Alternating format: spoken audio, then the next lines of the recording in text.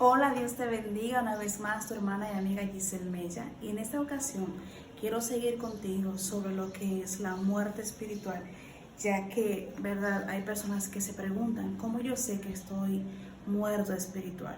Y quiero comprobártelo de una forma más bíblica a través del libro de Génesis, capítulo 3, versículo 7 y versículo 8, cuando Adán y Eva pues pecaron, la reacción de ellos, los efectos que produjo la muerte espiritual a la que Dios le estaba hablando. Yo sé que ya tú viste el primer video y sé que ya más o menos tienes la idea del por qué te estoy trayendo a este capítulo.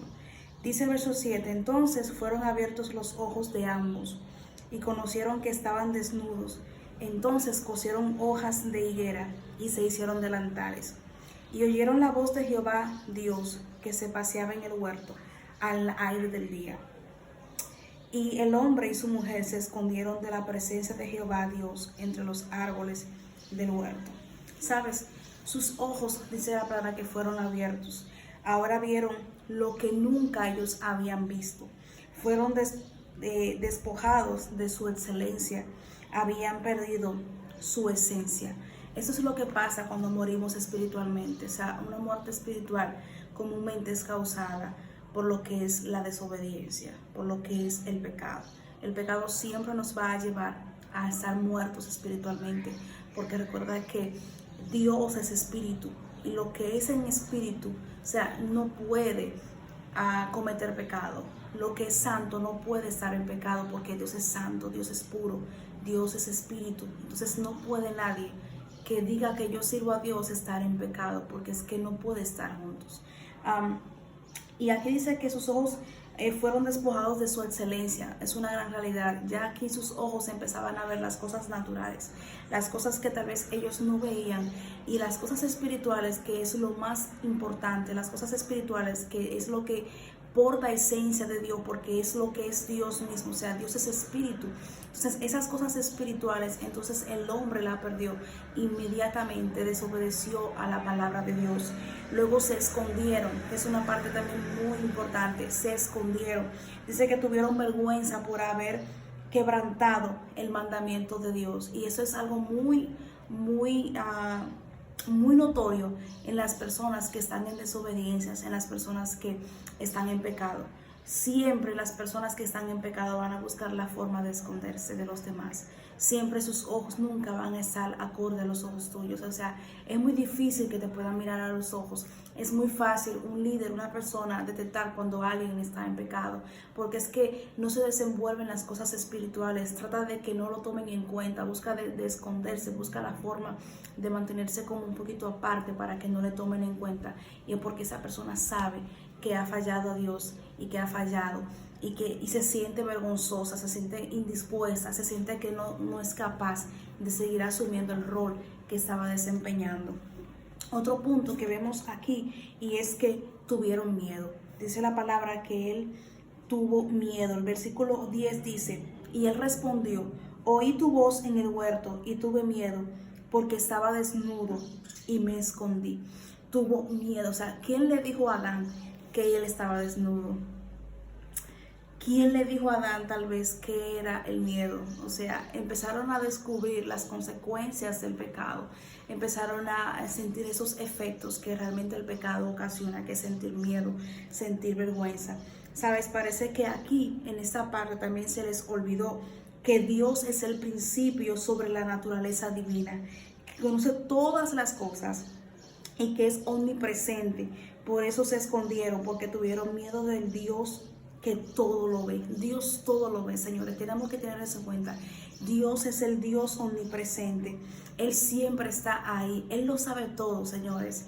Y esa es una parte también muy esencial si nos ponemos a analizar. Por ejemplo, ellos dice que escucharon su voz y se escondieron porque tuvieron miedo. Wow, es increíble cómo alguien que ya ha tenido una comunicación tan directa con Dios, que conoce, o sea, que habla directamente con el Padre, que conoce la voz del Padre, que es quien le otorga y le da la sabiduría, que agarra el Padre mismo y también le da la orden, le da un mandato a Adán, le dice, mira, enseñorea la tierra, multiplicado, o sea, le da la autoridad y de inmediatamente, como en un momento tan rápido, el hombre se le olvida quién es su creador, se le olvida que Él es el Dios de todas las cosas, que Él es el que gobierna la naturaleza, que Él es el dueño de todas las cosas creadas. Y ahora se esconde, o sea, se esconde dentro de los mismos árboles que Dios creó, que Dios todo lo ve. O sea, es como algo ilógico. ¿Cómo tú te escondes de que dentro de los árboles cuando realmente Dios es un Dios omnipresente, que Él todo lo ve? O sea, de Dios no podemos escondernos, no podremos esconder de algún líder, no podremos esconder de las personas, podremos esconder nuestras faltas, pero delante de Dios nadie se puede esconder. Él es el Dios que todo lo ve. Vemos un Adán que ahora tuvo miedo de escuchar a su creador.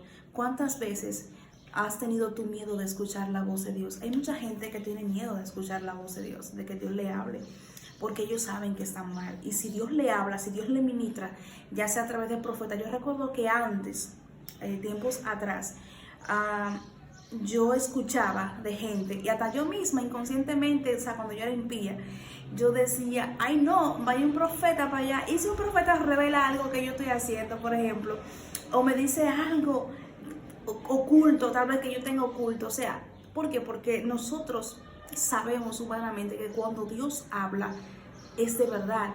Y realmente antes, los profetas de antes hablaban las cosas que estaban ocultas, cosas que era para alinear, era para corregir al hombre.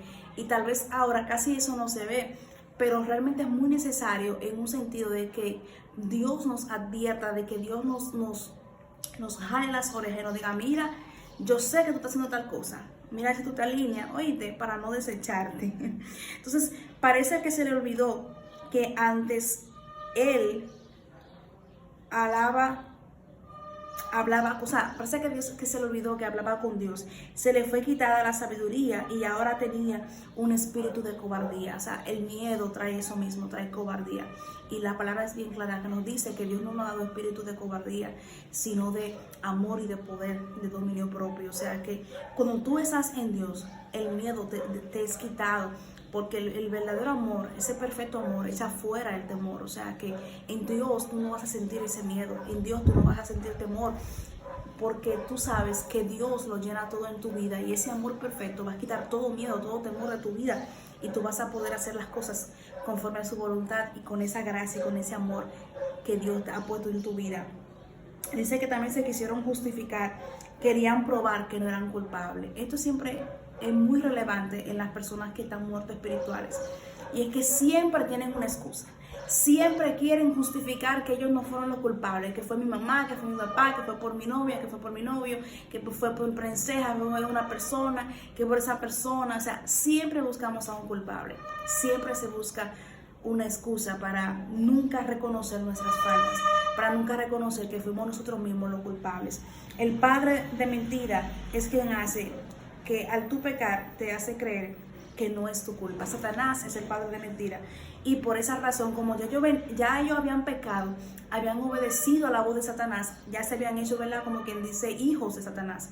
Por eso es que el padre programó un plan, programó esa estrategia para buscar la forma de que el hombre se vuelva a Dios y que el hombre vuelva a escuchar la voz de Dios y vuelva a tener esa conexión que se perdió en el huerto del Edén, porque eso es lo primero que se pierde.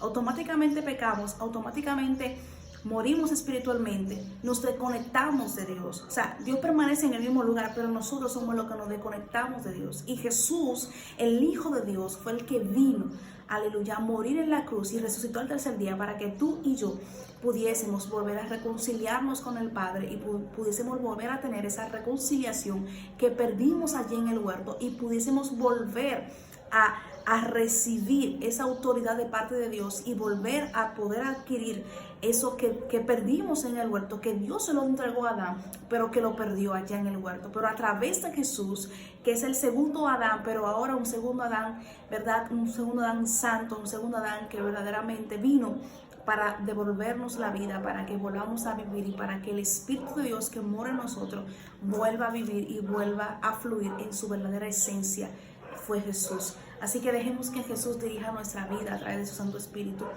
reconozcamos a Jesús, reconozcamos nuestra falta. Esto es algo muy esencial a la hora de nosotros reconocer que estamos mal.